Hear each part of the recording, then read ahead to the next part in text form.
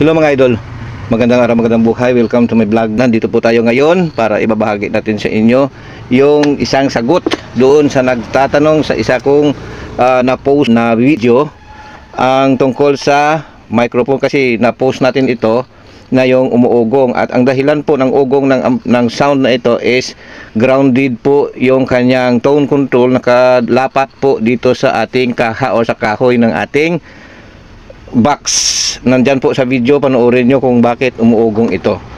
Ngayon, ang video naman natin ngayon, dahil nandito pa itong unit hindi pa natubos, ibabahagi ko sa inyo yung sagot sa tanong ng isa nating viewer, isa nating masugid na supporter at follower.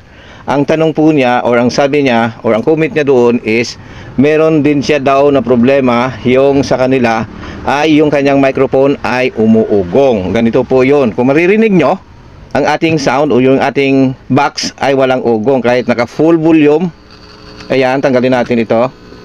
Okay, normal na may ugong na konti kasi nagpi-feed na po ng signal mula sa tone control. Pero pag naka minimum or naka zero yung ating main volume ay malinis po dapat. Wala tayong maririnig na kunting ingay. Okay, yung mga ingay dyan na naririnig nyo, yung sa mga huni ng aking electric fan, kung ano pang nakapaligid sa atin. Pero yung sinasabi kong naingay, yung humming or ugong, ganito yan. Ayan, naka full. Pero pag naka off, dapat wala tayong maririnig, malinis na malinis. Ngayon, yung kanyang sinabi sa atin sa comment is yung kanyang microphone ay umuugong. Ang sagot doon, lost connection or poor contact yung kanyang negative or yung ground ng ating cord papunta dito sa ating plug or dito sa ating jack, o dito sa ating XLR, dito papunta dito. So kahit nilagay natin dito, kahit naka-off, umuugong pa rin basta nakakonekta ito. Okay, ilagay natin ito dito, ibigay natin yung sample ganyan, plug in natin sa mic 1. Kung maririnig nyo, ayan o, may ugong, nakakabit siya dito, at lagyan natin ng volume. Ayan, pag naka-volume yung mic volume, dyan yung maririnig natin. Ayan o. At wala siyang tunog, okay? Hello mic check, hello mic check. Ayan, kung makikita nyo, ang sagot sa sinabi ko is kulang sa ground, hindi kumukonekta ang ground, naputol ang ground, or poor contact ang ground, kaya nawawala-wala. Minsan normal, minsan malinis, minsan umuugong. So ito yung sagot, kaya ibabahagi natin sa inyo. Ganito yon. Binuksan ko na dito, okay? Kasi minsan itong kanyang positive ay lumuluwag. Pag yan yung positive lumuluwag, ang kulang naman dyan ay walang contact kasi maluwag na dito. So ang ginagawa ko dyan ay gawan lang natin ng next na video, yan ay hinihigpitan ko lang sa pamamagitan ng pagpukpok dito na gamit ang pako, pa lagyan dito ng sangga, tapos pukpukin dito, tapos maglalakyan kasi meron niyang spline na nakaangat. So pag pinukpok ay magbabaon siya at hihigpit. So hindi na ito gagalaw. Tingnan nyo ito kung gumagalaw. Ibig sabihin pag gumalaw ito, hindi lang positive ang maluwag, pati yung negative dito, ito, sa bahaging ito. Kasi pag mahigpit ito, iniipit niya yung ground dito. Kasi kung makikita yung hindi nakahinang, nakaipit lang po yan. So pag maluwag yan, ikutin nyo itong positive, itong sa dulo, ikutin nyo. Pag inikot nyo yan at umiikot siya maluwag, ibig sabihin dito maluwag. So ipapakita natin, or may video ako niyan na kung paano ko ito higpitan. Hanapin nyo lang sa Andy Rabino TV Tech na kung paano ko hinigpitan itong plug na umiikot itong positive. So pag umiikot ang positive, affected po yung kanyang negative kasi maluwag din ito. At ito, tingnan nyo kung ito ay gumagalaw din. Pag gumagalaw din, isa lang ang solusyon dito is higpitan ito, ibaon lang para po humigpit. Nandun po sa ating video. So kung wari, solve na ito dito. Ayan yung mangyari, na-solve na halimbawa yung maluwag, na ayos na natin. So isarado natin. Tapos ilagay natin siya dyan. Okay, ibalik ko muna ito dito para makita nyo. Sandali lang ha mga loads, may sagot yan dyan mamaya. Okay, ayan. So ilagay na natin dito. Kunwari ito yung problema, yung kanyang mic plug. Ang solusyon ay hinigpitan ko lang. Kung hindi sira, pwedeng higpitan. Pero kung talagang kahit hinigpitan na ay hindi na ma-fix, ay papalitan na ang plug. Okay, so plug in natin. Ayan, i-full volume natin yung mic. Ayan o, meron tayong kunting na ririnig na humming. Normal lang yan, signal yan mula sa ating mic preamp at mic control. Pero hindi na yung kanina na napakaingay. Kagaya nito, ayan o. Yan po, pag walang ground, yan po yung maririnig natin. So, yung dito na halimbawa ko kanina sa plug, at dito din ay minsan ay napuputol din dito. Ito. Kung makikita nyo, ilapit ko. Ito ay ground. Ito ay naka-screw dito sa kanyang kaha at nakakonekta dito sa hawakan ng microphone, which is na kung hawakan natin ay hindi maghahaming kasi meron siyang common ground. Ngayon, pag wala yon, pag naputol, pag hawak natin ng microphone, lumalakas yung ugong. Bakit lumalakas? Kasi wala nga siyang ground. So, ito ay halimbawa natin. Ganyan. Yung mga solusyon, ibigay natin. Gaya niyan. So, merong humming, di ba? Ayan, oh. Okay.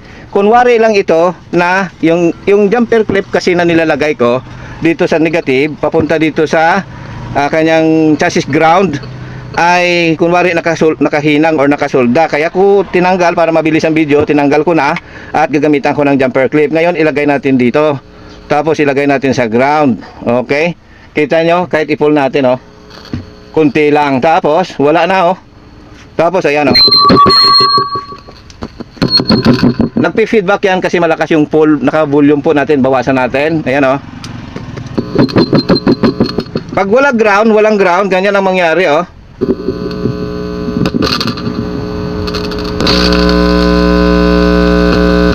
Yan po yung ginagalaw-galaw natin. Pag ginalaw-galaw natin yung ating microphone habang kumakanta tayo, minsan umuugong, minsan malinis. Kaya halimbawa, naputol, bumalik, naputol, bumalik, naputol uli, bumalik, kaya siya ganyan. So, napuputol-putol po yung ground pag nawawala-wala.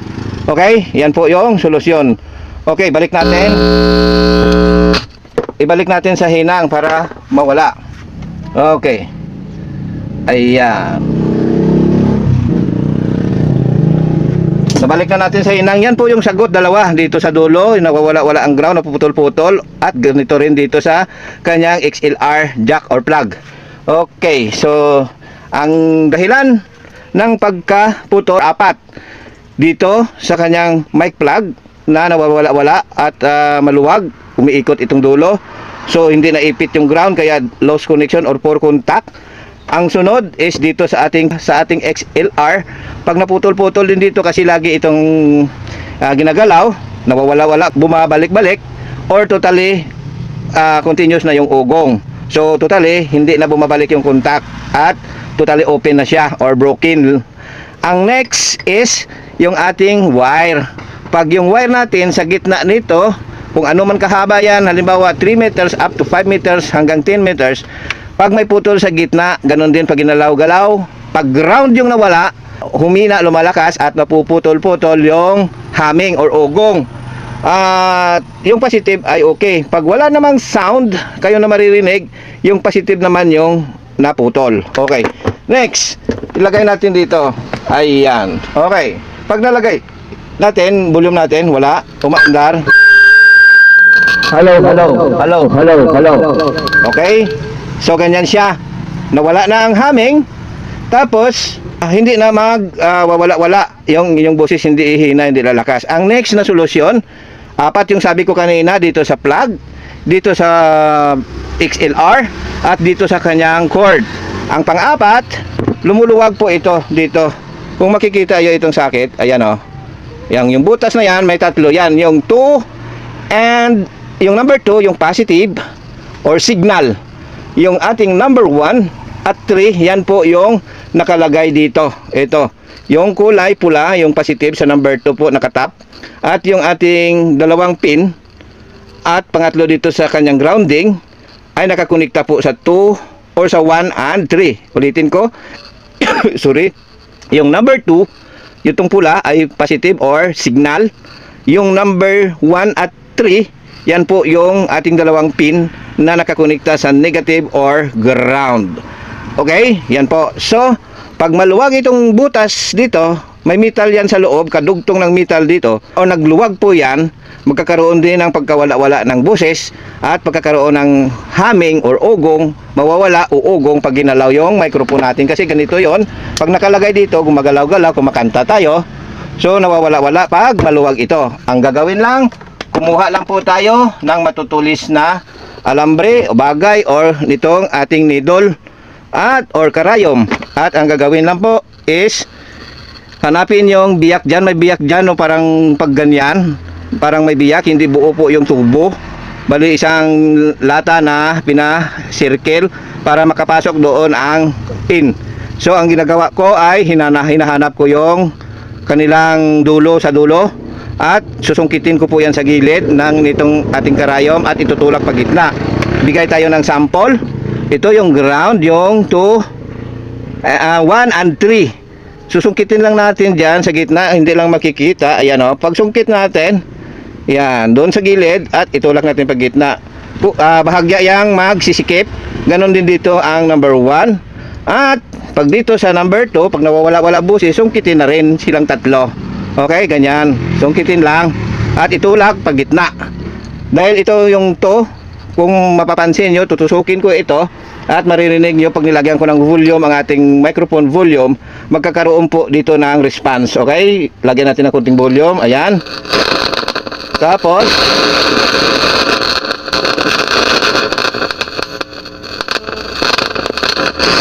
okay, yan po sa galaw-galaw yan. Ito tusukin natin ng number 2. Ayan o. Yan po yung signal. Yung walang response, yan po yung ground. Okay, ulitin natin. Yung walang response, yan po yung ground. Yung may response po, yan po yung kanyang signal. Ayan o. Oh, di ba?